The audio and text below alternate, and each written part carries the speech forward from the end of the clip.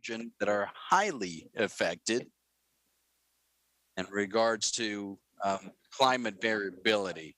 So we need to take actions as governments to be able to create awareness to our population that we need to act, we need to create and develop actions so that every day we're more resilient and that we don't have to regret the death of people. We have a lot of challenges. We have a lot of challenges as a country because despite the fact that we have an entire structure, an organizational structure within the government, and we have institutions that are overseeing precisely the direct effect of disasters, and we also have institutions within the government itself that cover the preemptive aspect. That is the aspect of acting before.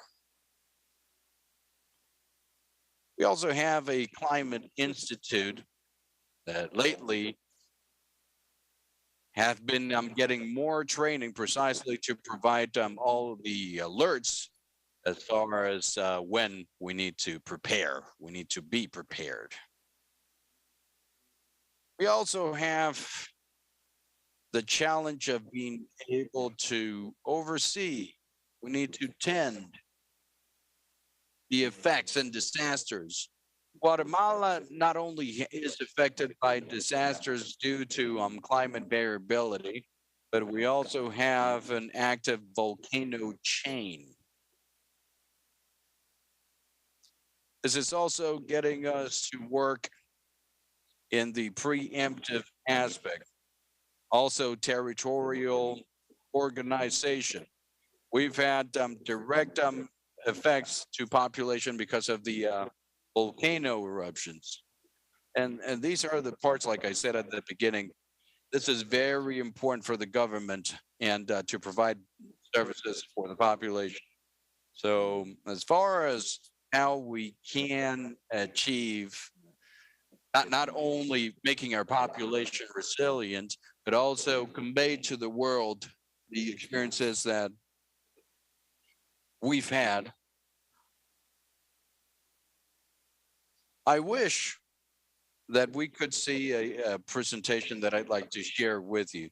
And that way I could let you know how Guatemala, and giving you a couple of examples here, we've been acting with this resilience problem coming from the policies that have been approved in Guatemala. For example, we have a climate change law since the year 2013 with a development of standards and procedures and regulations that are covered by the law. The same law of climate changes. It's also creating a structure, a high level structure, through a national climate change council where we cover the entire issue of climate change, environmental resilience, adaptation, mitigation, and precisely the president of the republic presides the council.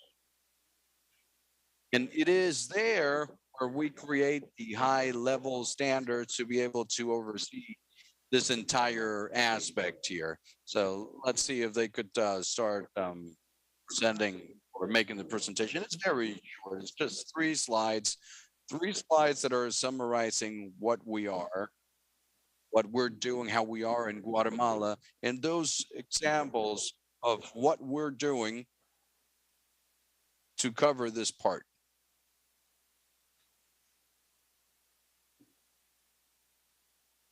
Please do.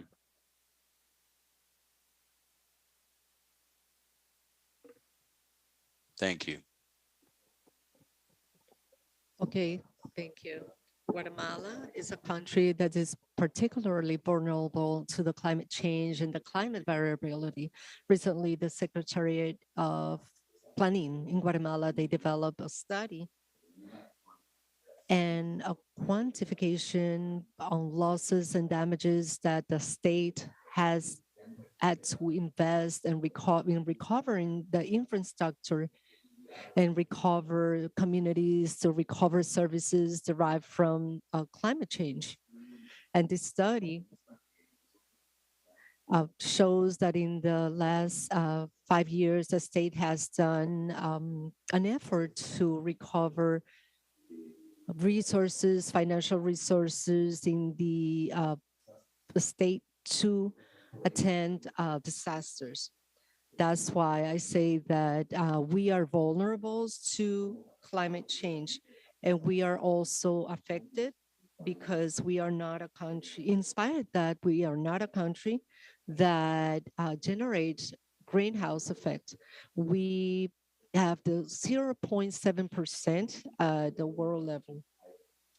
The government policies, they have been oriented towards the vulnerability.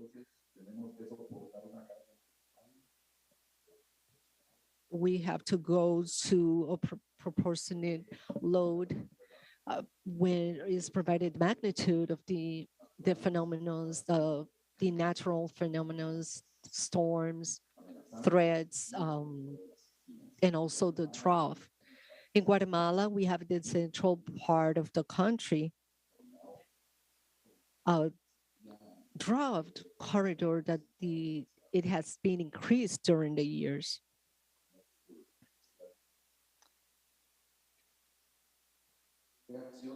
What actions have we taken to make Guatemala a resilient country in the face of the climate change?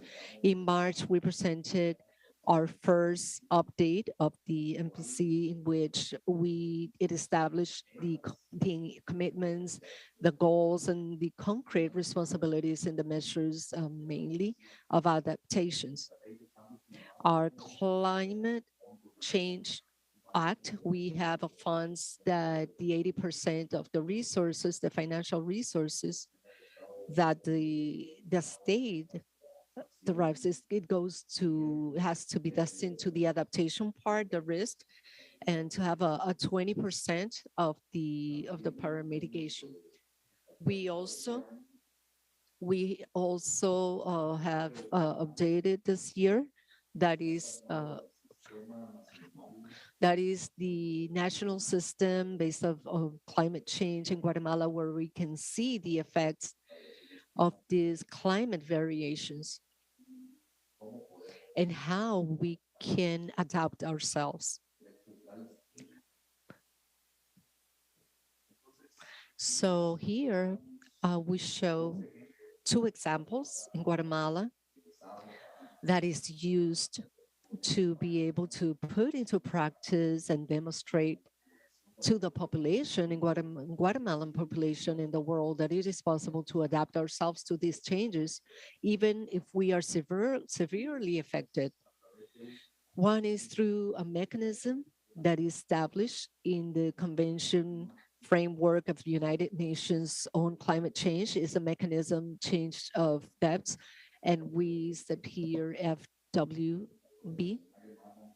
The corporation in Guatemala is a proposal of an adaptation project to climate change, specifically called dry corridor in the high part of in Guatemala. In Guatemala, field that is we share with the Hondurans as a in a basin. We have in the high part of that project, and the other one that is the adaptation to climate change in the dry corridor in Guatemala, that is in the middle part of the basin, developing the three measures that you see there, which is the soil management, the water management, and the forest management. And here in the soil management, we have been able to accomplish to develop all the practices for the soil management, the agroforestal system, the implementation of systems of sustainably productive, the incorporation of organic material to the land. In that's a measure, recovering the soil, and also to have a coverage. Those are practices of adaptations. When we see that focus, we have been able to to prove basically the changes, including the permanence on the people in places that previously had higher risk. In water management, the same. We have transferred the conservation in water gathering in with the rain, and also in the forestry management, we have the recovering of degraded areas.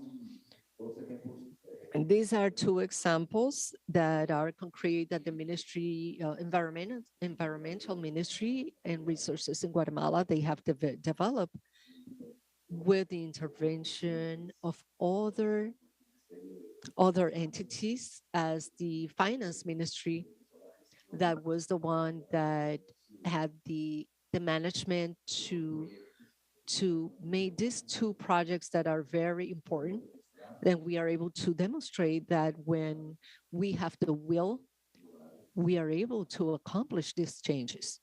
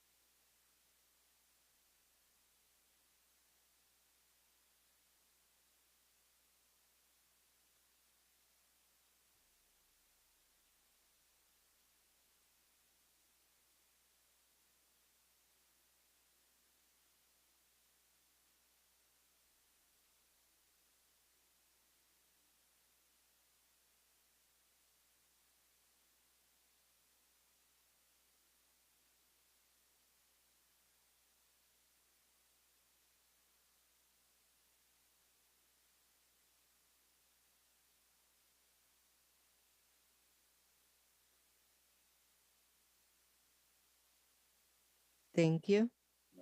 I would take the first one regarding the adaptation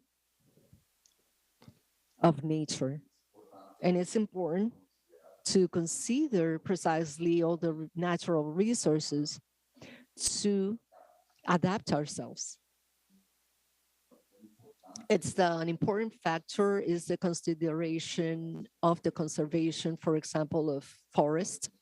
We know that the forests, mainly the ones that are close to the ocean, that they have a very important function, not only to fight against the effect of the level, the high levels of the ocean into the territory, into the land, because there is developed initially a series of or an amount of marine species. And if this ecosystem, the natural ecosystem, like the mangroves and other species that are in the ocean, if they disappear, logically, we are going to lose a source of food. So on the other side, if we analyze and we study the forest in high levels and medium of hydrographic basins or water basins, we see an important function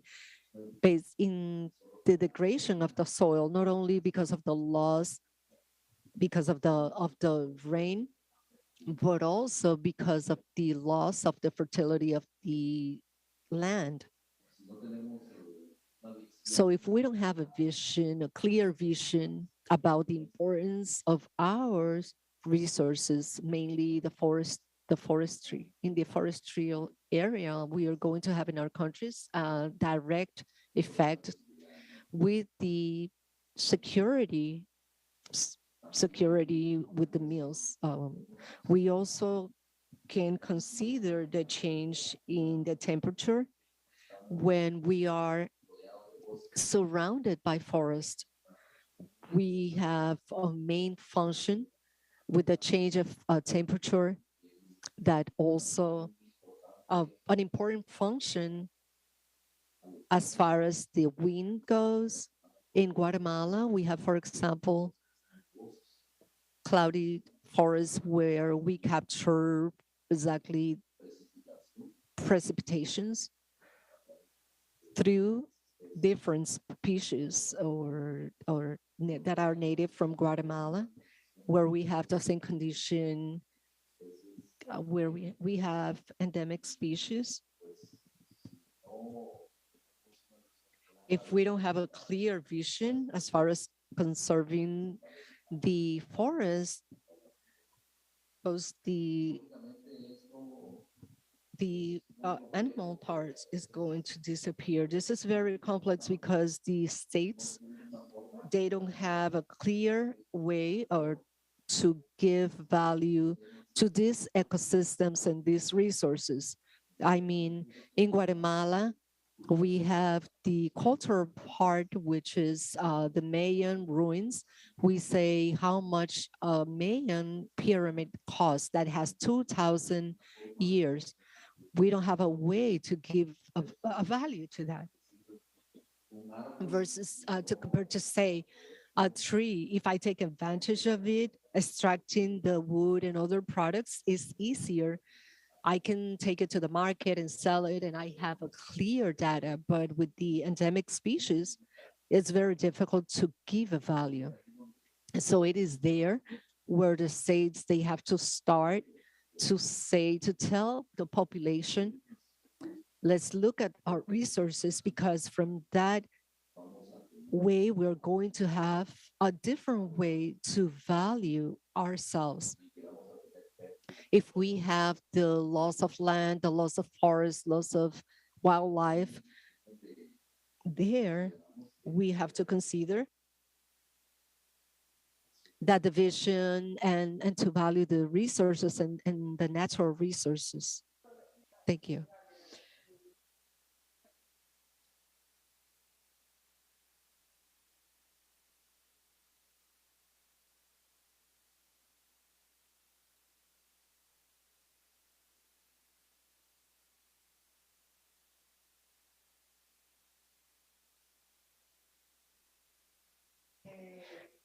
Well, to listen to that comment that the sir made, it made me reflect a little and quickly to have a flashback about everything that we have been doing. And he really has a point.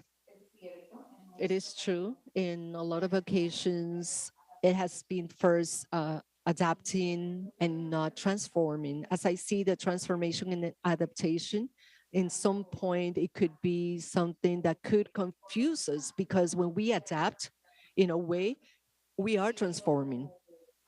But I see the transformation as something that is more radical because the transformation, I see it from a point of view that implies a total change, but the adaptation is from a point of view that I have this problem and I have to look for such solution. But it's not a step that generates a total transformation, not always. Sometimes it does, because sometimes it's such a critical situation that the required adaptation is a transformation. I don't know if I am being very aerial or I leave things in air, but I hope I am able to satisfy the question. I just wanted to make a comment about the first question. I agree with my colleague. I think that the base of this has to be in the preservation and the conservation of all the ecosystems in general, because from there we are going to be able to acquire the resilience at long term that which we are talking about today. Something that could work above all is to generate that adaptation based in ecosystems in the areas where it's more critical situation, where the situation is more critical, and in that way we are able to have this ecosystem where the situation is more critical, that adaptation based in ecosystem, that we are able to have that ecosystem, and and that that group prop whatever we are working to have it more resilient, to have it stronger based in front of the impacts. Thank you.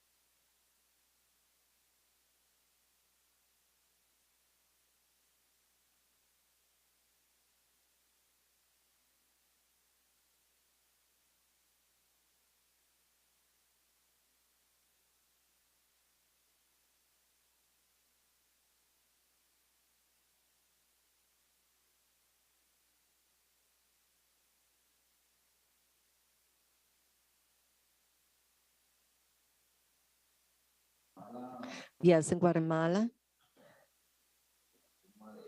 through the signature of different agreements and the Paris Agreement ratification, we have a series of politics and strategies in this topic.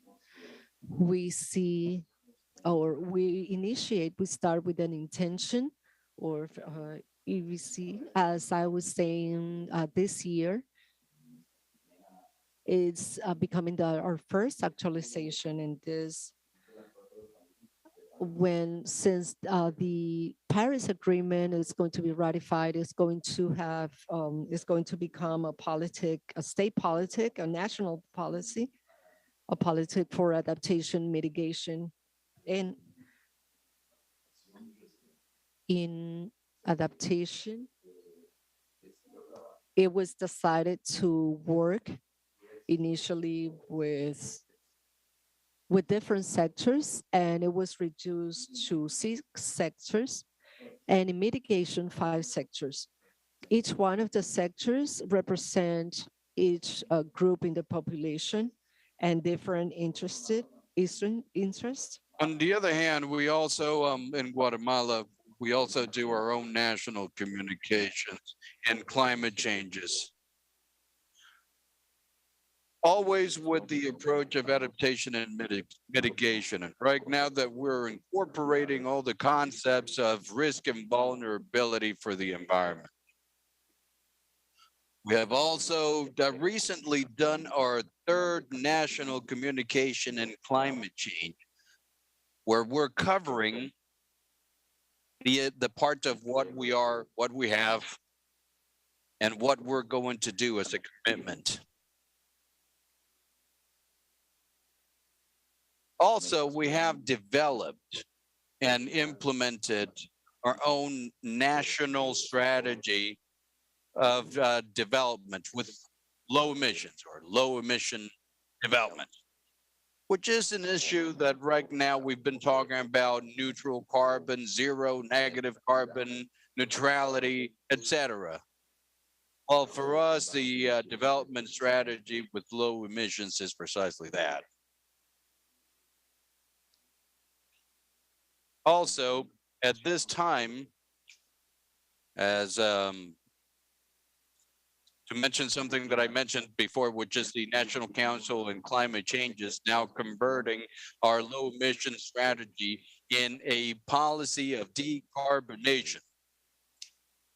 So we're hoping to finish this year with that policy. And we also have a series of other instruments, like, for example, the National Plan of Climate Change. Or precisely yesterday, we were also touching upon chapter number 6 of our National Plan on Climate Change in regards to human mobility, because we already started touching upon that issue. Given the fact that after the economic aspect of immigration and mobility of the people of Guatemala, it so happens that the part of the effect of people also has an effect on environment. And right now we have some official data, and we also have the environmental issue as the second cause of human mobility in Guatemala.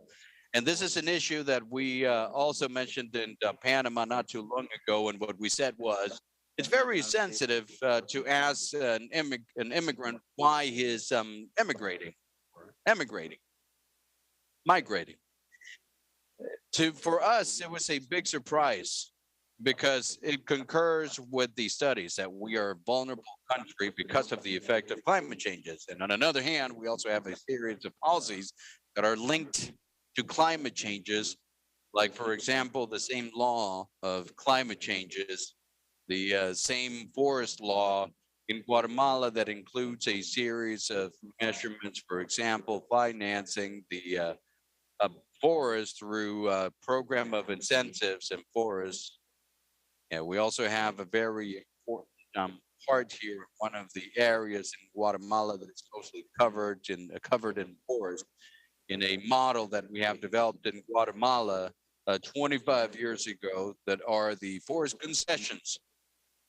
This is now a government policy through the National Council of Protected Areas. This is a model that the government has implemented because we did not have the capacity of being able to administrate and conserve the protected areas, and we just gave that to the communities that live there.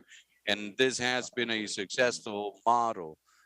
Last year, we had an act of wood sales certified to these concessions to those municipalities. So, in this entire series of national policies, it's making us to be prepared with that basin so that we're able to report our commitments in the convention.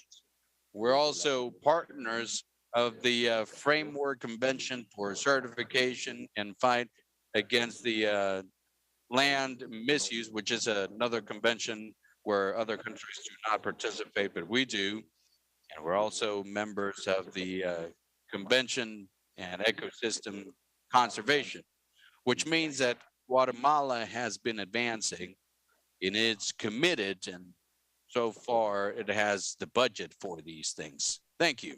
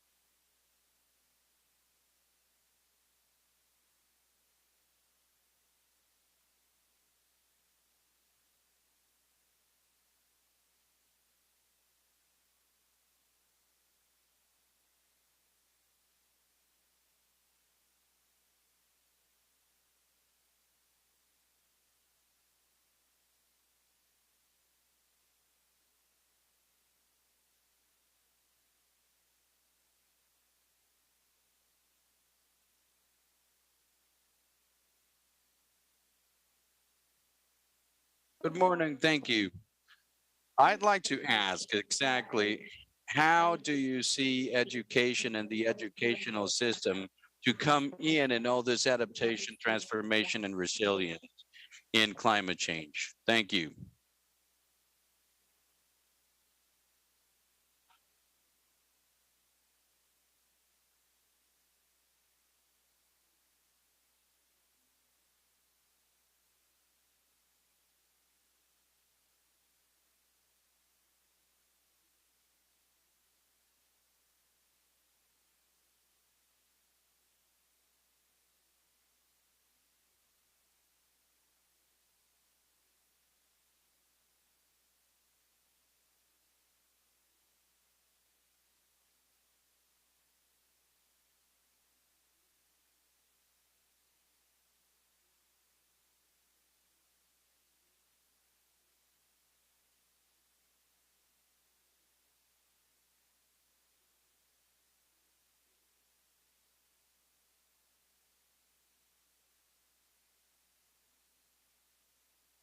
Okay, I'll respond to the first question, and the second one is going to be done by my peer. Now, in regards to, oh, yeah, he wants to answer too. Yeah, of course. But in regards to the first question, I could talk a little bit about what we've worked in at the Dominican Republic. The way that we see education, we see it in a transversal axis. We've always worked in the action for climate change empowerment. And if I remember correctly, going back to your question, the way that it's related, education, well, it's very important because through education is that we create capacities, awareness, and capacity building in society. Education is fundamental in climate change so that we're able to achieve that sustainable development. As a matter of fact, if we don't educate children, if we do not create awareness in regards to climate changes, those impacts that we're currently living and possibly going to live, then we're not going to be able to talk about sustainable development because you're not training, creating awareness of people that have in their hands to achieve moving forward the application of what is being designed and worked in its creation. So, for example, from the country through different projects, from and what I've been able to live since 2012 in education, we've been working and training the teachers. And right now, there's about 5,000 teachers, maybe more, that are trained to provide information about climate changes in the class. And the Ministry of Education has been steering this, and the Superior Ministry of Technology, and in AFOCAM, which is also an institute, but I can't remember how to say the actual name of the acronyms. But it's basically the institute that prepares also the teachers. So it has to do with teaching. And the academies have had a very important involvement. As a matter of fact, we already have different masters and diplomats, and in cooperation with some private issues, we've been training more, not only the members of the government, but also the private employee that has been working in some areas that have been created, public and privately within the institution, to be able to work with climate change, because climate change is now something included in all institutions, public and private, because of how much it covers and the impact that it has in every one of the sectors.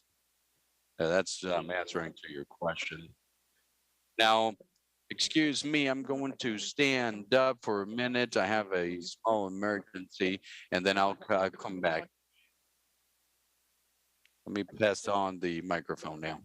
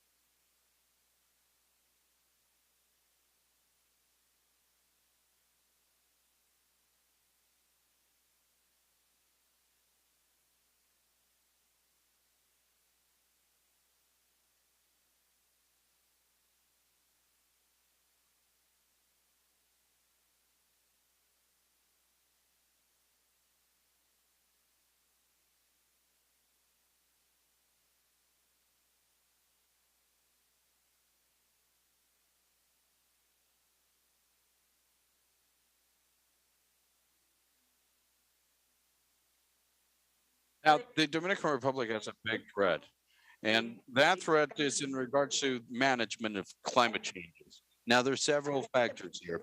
Now, let me ask you a question, our colleague, our friend from Guatemala. The transformation or adaptation, when we have an island that's divided in two, where I believe that the part of ecology or ecosystem is dead in Haiti. Haiti, and I say this with pain in my soul, we have 10 million, 11 million inhabitants here. And we have 4 million of our brothers in Haiti, as you just said, looking for a better life, migrate. That migration is destroying our country. Partly, partly it is destroying our country. Now, adaptation or transformation. Now, I'd like you to tell me, how are we going to adapt? How are we going to apply that ecologic aspect in a country that is completely devastated? Education is minimal. I think that the worst threat that we have at this time at the Dominican Republic is the immigration. We have several, but overall, especially the Haitian one, the lack of education and bad politics.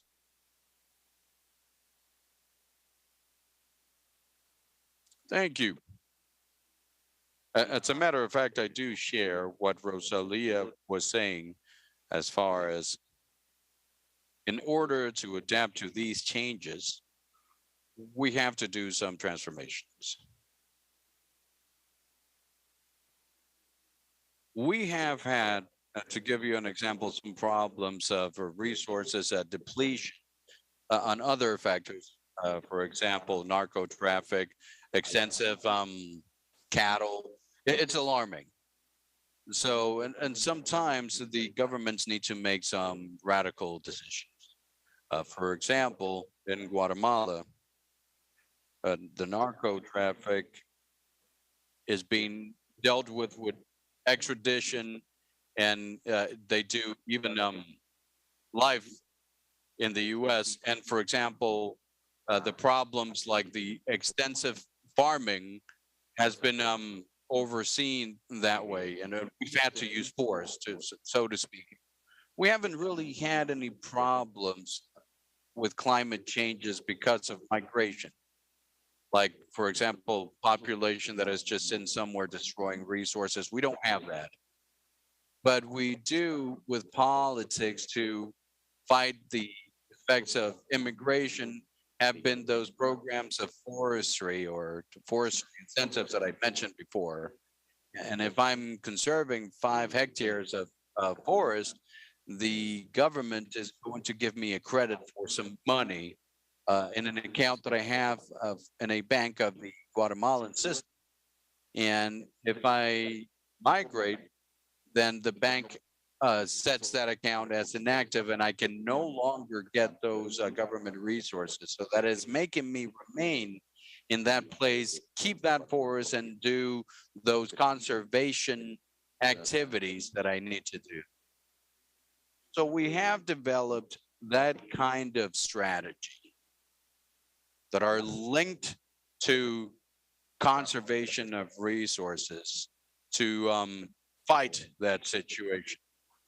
But yes, in Guatemala and Costa Rica, to give you an example, Costa Rica got at a level of destruction of the entire forest, and the only thing they had left were those protected areas. And however, it started with some restoration programs, reforestry programs, regeneration programs of forests. And right now, Costa Rica is an example of how logically to be able to adapt to that new model. As a matter of fact, they also took advantage of the fact to sell themselves as a green country, but they had some solid actions. And logically, from having the entire territory with natural forests, they transformed their country to artificial forests. But logically, to adapt to these new systems, we have to do transformations, and sometimes the government needs to set the rules to be able to develop all these actions. So we can't really give you a recipe for this because every country has its special conditions. For us, for example, talking to a peer from Costa Rica said, we just went to Guatemala, saw the culture. We have 23 towns, 23 languages. We have a vast cultural diversity.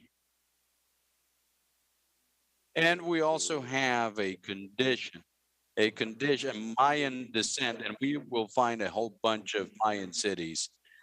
And as soon as you get there, it's like you got to another planet. And precisely the director of climate changes in Costa Rica said, I just went to Guatemala, and Costa Rica does not have that cultural aspect. You have the cultural aspect and the natural beauty aspect. But for us, perhaps we have not developed that part ourselves. So we have a whole series of problems. However, because of the issue of education for us, the Ministry of Environment, to give you an example, the last 3 years, we have credited, so to speak, to some youngsters that we have called eco guardians. And right now, in the entire network in Guatemala, we see some states that say, let's do something for the world because we're losing our common home, et cetera, et cetera. So whenever we link education as a transversal axis in all of our actions within the curriculum of the Ministry of Education, like Rosalia said, we have also incorporated those concepts of adaptation, risk, and climate changes. So while the new generations are getting informed in these issues, we can reduce those problems. We have illiteracy also that we have to start there, and those people that we are training or educating already have that adaptation approach and also climate changes because this is a reality we can't change.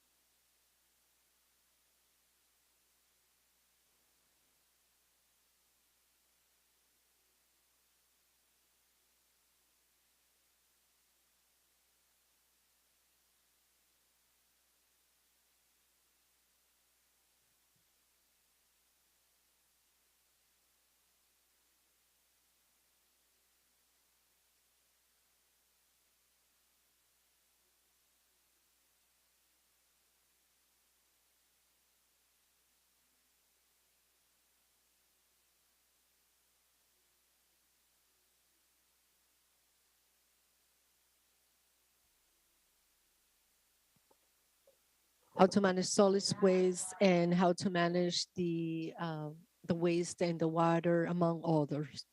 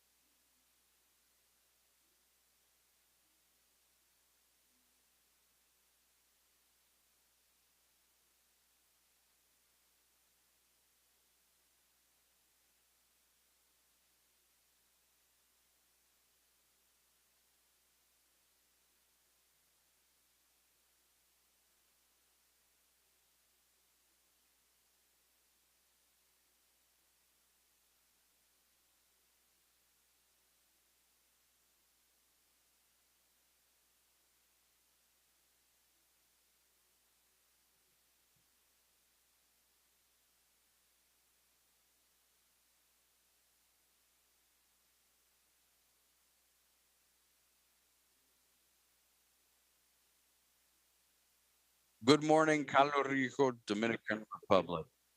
I do believe that there's something that we need to talk a little bit more about. A little bit more about in regards to what was mentioned by a colleague in Guatemala about the people's mobility. And it's something I'd like to know. I'd like to know if Jamaica's strategy in regards to climate change and adaptation has taken into account these actions. Given the fact that I have read in some documents that we are already proposing the category of climate refugee. So I think that we need to start thinking that in not too long from now, we're going to have perhaps 600 million people as climate refugees. It would be good that we talk about that issue here and see if we can create awareness of all the technicians present here working this issue, and that at some point within our work plans, we can include this issue there. Thank you.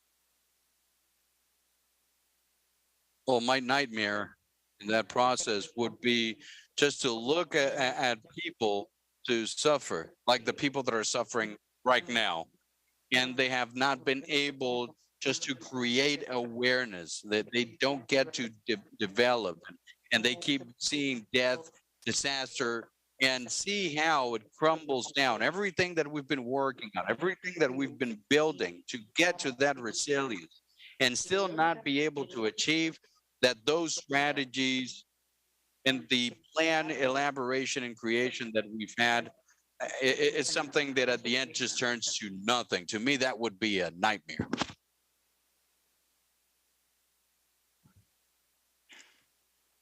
I also share the criteria and the opinions of my colleagues of Jamaica, Maite, and Rosalia from the Dominican Republic. And yes, it would be something very regrettable. And that would make me cry, to make me tear up, just to see how in our country sometimes we do so much effort, and we put it on paper, we write it down, we create standards and laws and regulations and agreements, and none of it is done. Mainly, it would be a disaster to me that our own authorities are not the ones that are taking that protagonist role, that star role. In Guatemala, for example, in the private sector, for the implementation of ethanol, we'd like to get some clear rules. We don't need capacity buildings or money or equipment. We're good there. But if the government does not provide the clear rules and does not comply with what it's established in the laws, we're not doing good. And for that, for us, that would be a disaster. That would be disaster for us. That we don't see it as a reality. Everything that we've been writing down in our rules and agreements.